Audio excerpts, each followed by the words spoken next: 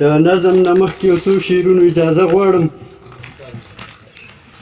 له ډېرې مجبورۍ نه مې روژه د لیونۍ، له ډېرې مجبورۍ نه مې روژه د لیونۍ، او روژې نصیب نه مې ګیله د لیونۍ. نه زه به مې دا خپل ګریوان هزار ځله پیوند کم، خو ستا د لوپټې پر هر قصه د لیونۍ. شعر دی پکې چې هر چا ته ورپشا د خپل عزت پولیس رات دی، ابلیس د هوس تږی او فرشته د لیونۍ. لیوان ورپسې ګوره چې د غرونو ښار ته ورشي، لیوان ورپسې ګوره چې د غرونو ښار ته ورشي، اوس دا پېژندی شوې پوښتنه ده لیونۍ.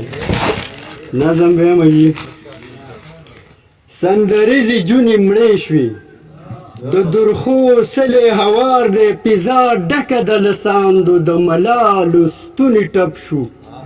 یا یې ملکه پن تړلی خپل ژوندون ورته وبال دی، او یا ژوندون د ناخدې د خپل عزت مخې ته ډال دی. سندریزې جونه مړې شوې، د درخو سلې هوار دی، پیزا ډکه د لساندو، د ملالو ستونې ټپ شو. یا یې ملکه پن تړلی خپل ژوندون ورته وبال دی، او یا ژوندون د ناخدې د خپل عزت مخې ته ډال دی. د هوس اورونه بل دي، جنتي غوټۍ ستی شوې، د عزت برجونه وړاندې، د غیرت محل نړېږي، د پښتو کورونه ړنګ شو، د ابرو جونګړې لوټ شوې، د حیا لوپټې زخم د ناموس لمنې داغ دی، د ناموس لمنې داغ دی، او د تعدا کرښې څرګند دي په معصومو عینونو، د وحشت د پنجونو کې په خوارو برخو ښکاري.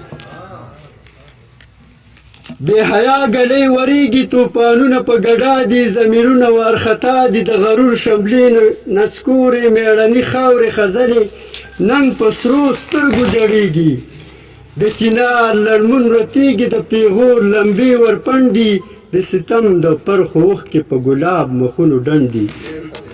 مننه جي، ډېره مننه.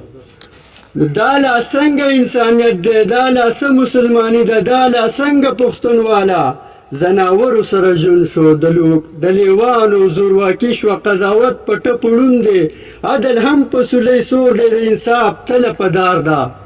خدایه ته زمونږ مل شي، خدایه ته مو خبر واخله، عجب خان بیرته ژوندی که چې د وخت پیرنګ په دار کړي، بیا میرویس زمونږ سالار که چې ګورګین بیرته مردار کړي.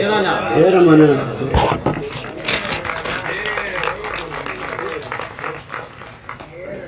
د مصروف پښتون نه پس